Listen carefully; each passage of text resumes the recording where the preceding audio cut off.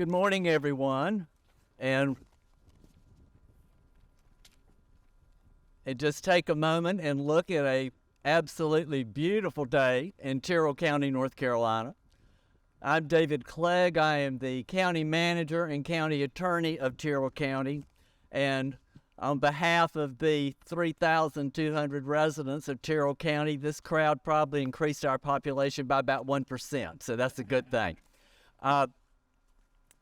Today is an exciting day, and the government of Tyrrell County is poised to accept what this project will mean to northeastern North Carolina and specifically to Tyrrell County. I would like to recognize we have one member of the Tyrrell County Board of Commissioners here today, Mr. Jordan Davis, and also we have the mayor of the town of Columbia, Mr. James Cahoon. Luther Hodges began this process when he was governor with the first bridge.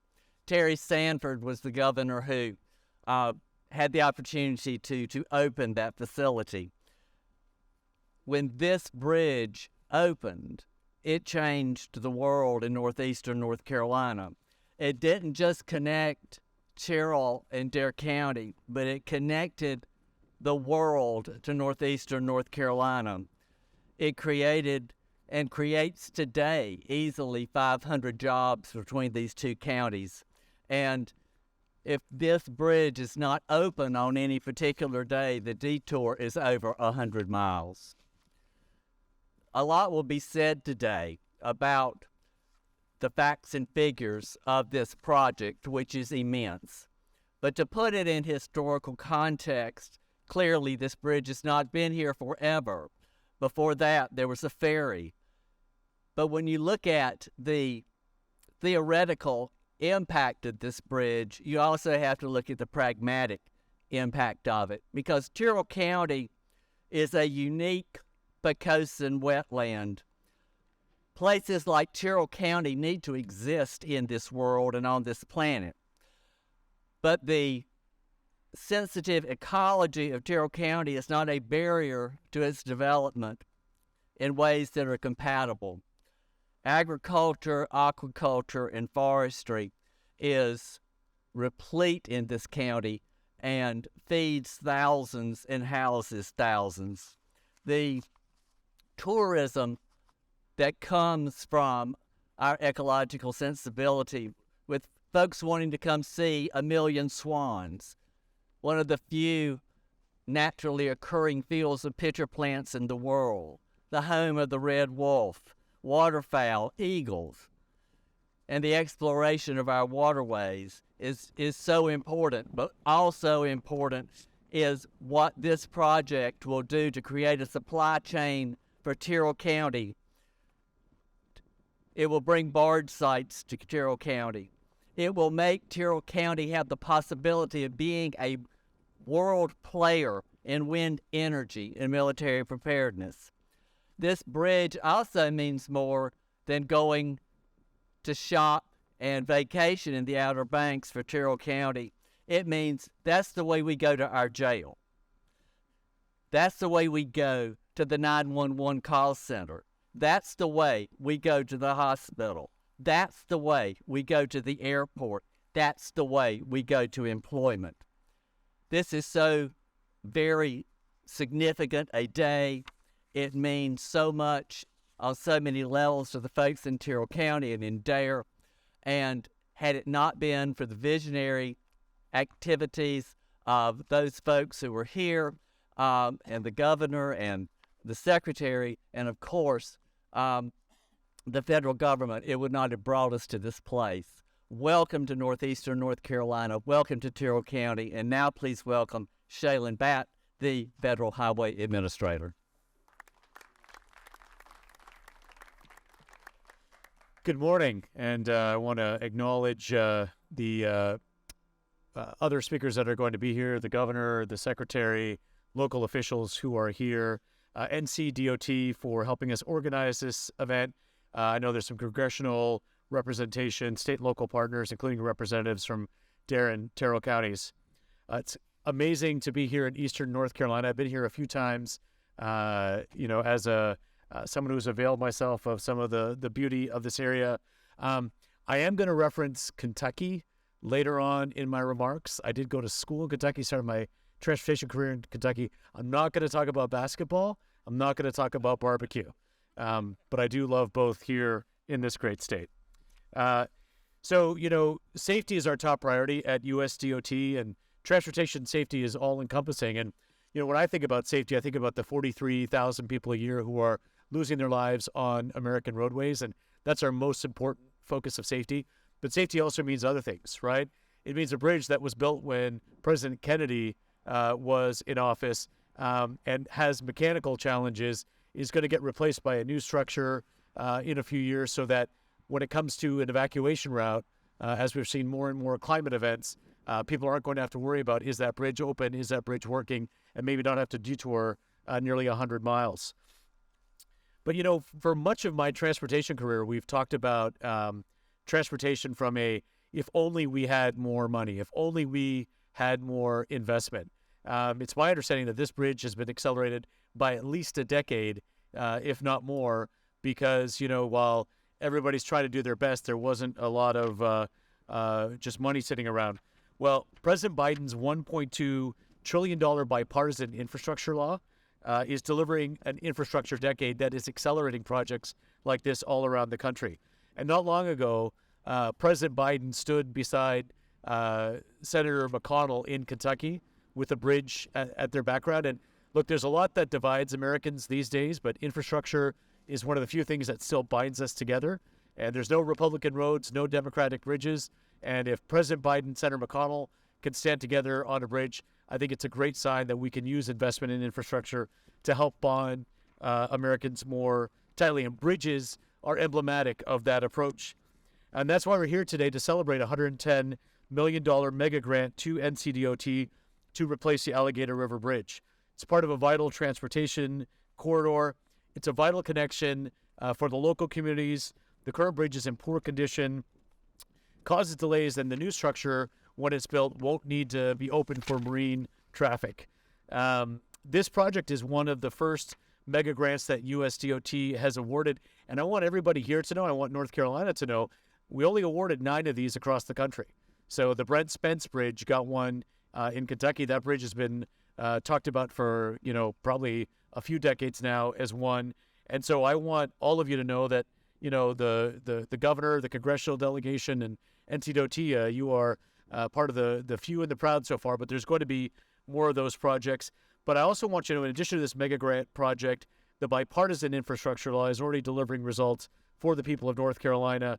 To date, $4.3 billion in bill funding has been announced and is headed to more than 143 projects in North Carolina. I know the governor's talked a lot about broadband, so it's not just transportation, it's broadband, it's airports, it's across the board for a growing state like North Carolina.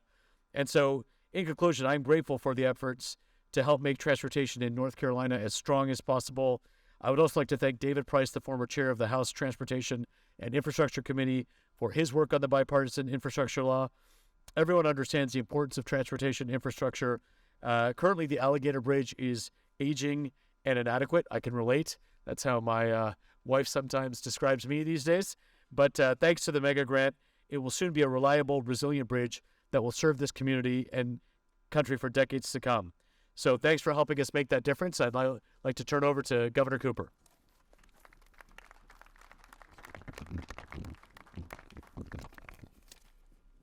Thank you, Administrator Batt. You are welcome back to North Carolina, bringing funds most any time. We're grateful for that. David, it's always good to see you.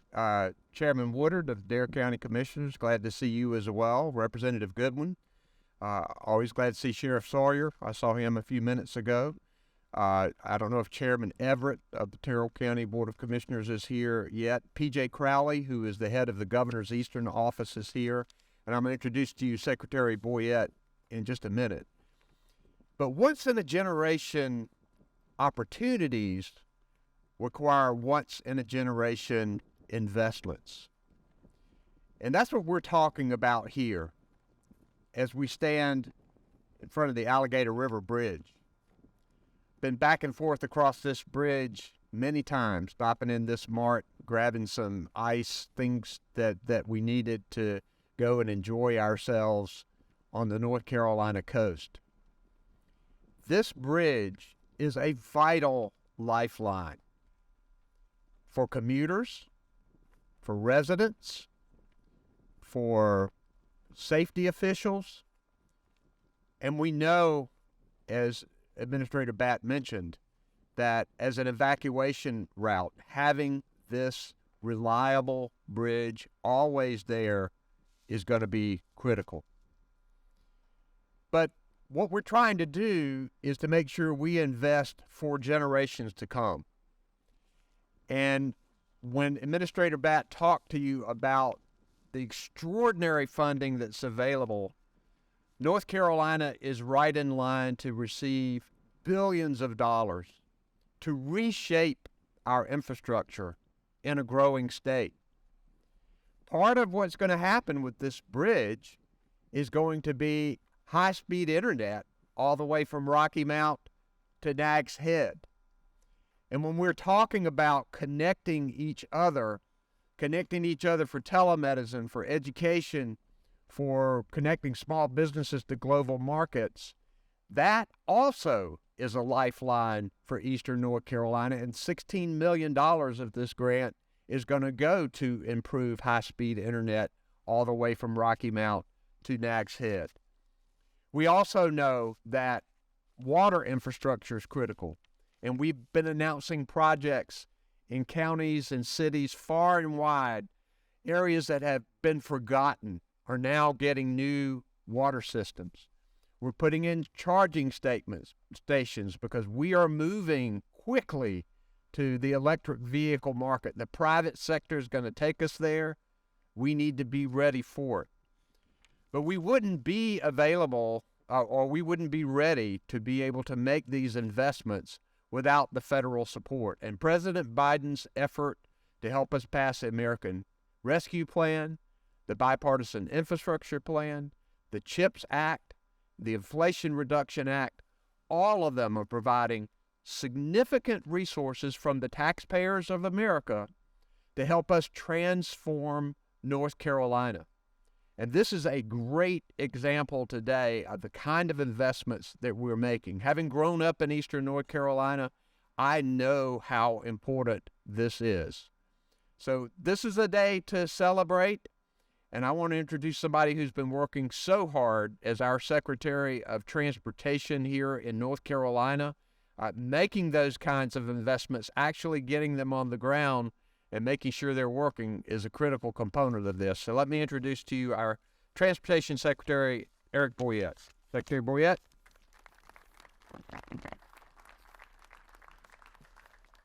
Good morning. What a beautiful day to be in Eastern North Carolina. First, just want to talk about, the partnership that we have. You've heard a lot from our administrator and the governor, but we have a deep partnership with our local community, with our state partners outside of our agency, but also with our federal government, and it's proved today. But, it may be hard to believe when you look behind me and you think about when this bridge, began in the 60s. It was the Kennedy-Eisenhower, years of presidency. There's a little band, I think, called the Beatles that had just started playing. Michael Jordan had yet to be born. Our population in North Carolina was about 4.5 million people. Fast forward, look where we are today. North Carolina has more than doubled that population. And in case you hadn't realized it, that little band, they're broke up by now.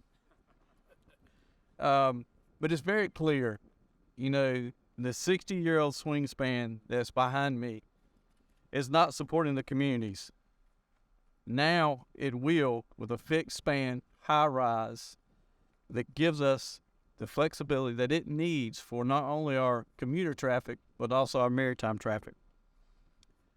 When you look at the bridge today, the complexity of the bridge, the wiring, the mechanisms, the things that our staff have to deal with each and every day to ensure that our traveling public are ready, that no longer will be a necessity.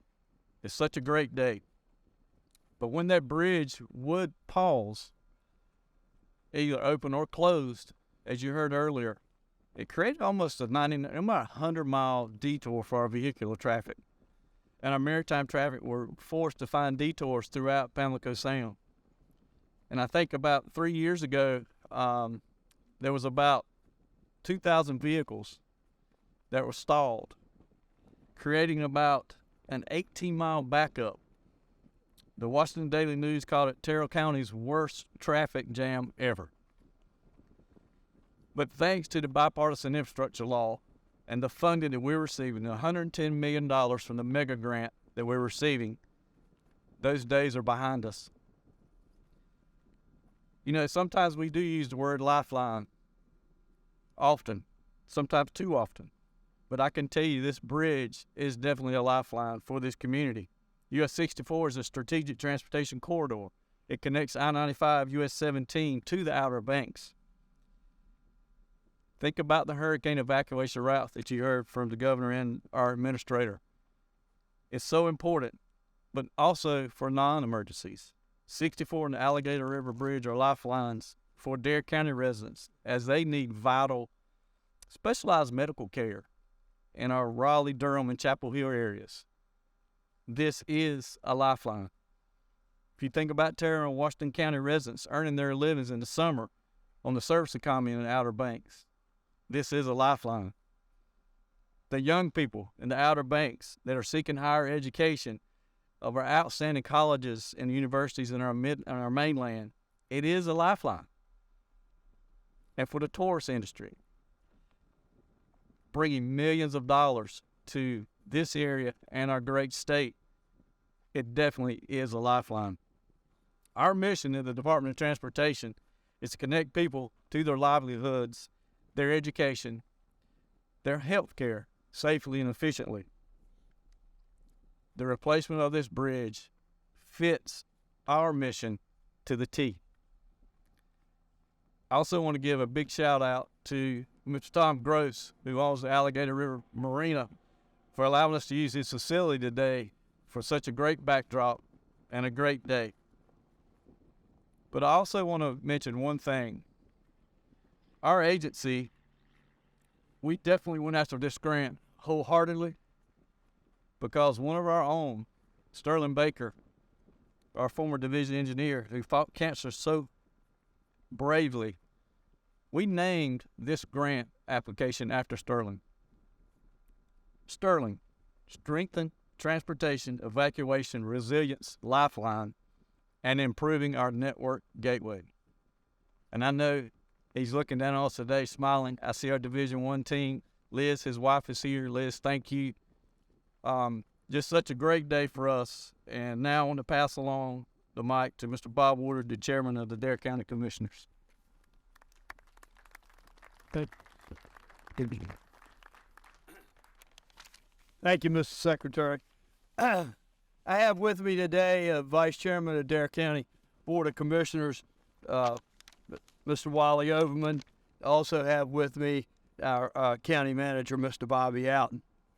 On behalf of the Dare County Board of Commissioners, I'd like to express our excitement about this remarkable grant opportunity for a new and much-needed Alligator River Bridge, as has been mentioned, was built back in 1962, some 60 years ago. The people of Dare County and Tyrrell County understand and appreciate that bridges are tools that bring communities together. The new Alligator River Bridge will serve the purpose in a great way. And it'll even do more than that, as also been mentioned earlier by the Secretary. It will enhance tourism. Governor, as you know, and it's very vital in your administration that it's the North Carolina, that's our economic engine, and you've put a lot of emphasis on that. It will provide a pathway to work for countless people earning a living. It will provide access to advanced medical care for people in the rural counties of northeastern North Carolina. It will provide safe transportation for young people seeking educational opportunities. By the way, we have COA in Manio, Governor, so we want them all coming to COA for an education. And as you've heard, it will be a life-saving tool in the event of hurricane evacuations. The people of Dare County are grateful for this grant from the federal government, some $110 million. It's incredible. I want to personally take this time to commend our governor with his leadership and the secretary's leadership and what they have done to make this dream come true for Tyrrell and Dare County. We are thankful for the dedicated men and women of NCDOT who piloted this project through a very competitive application process. I believe, as the secretary mentioned, only 9 of these throughout the entire country. We are blessed. Because of NCDOT's talent, they hit, Governor, a grand slam that we're celebrating here today. Let us always, as has been mentioned by the secretary, that this grant application was named in honor of Sterling Baker, who served NCDOT in an exemplary way. Sterling was a driving force for good, not just on this project, but on so many others. He truly understood the need for infrastructure. People of Dare County will forever remember Sterling and the remarkable way he improved the lives of people in North Carolina. Thank you.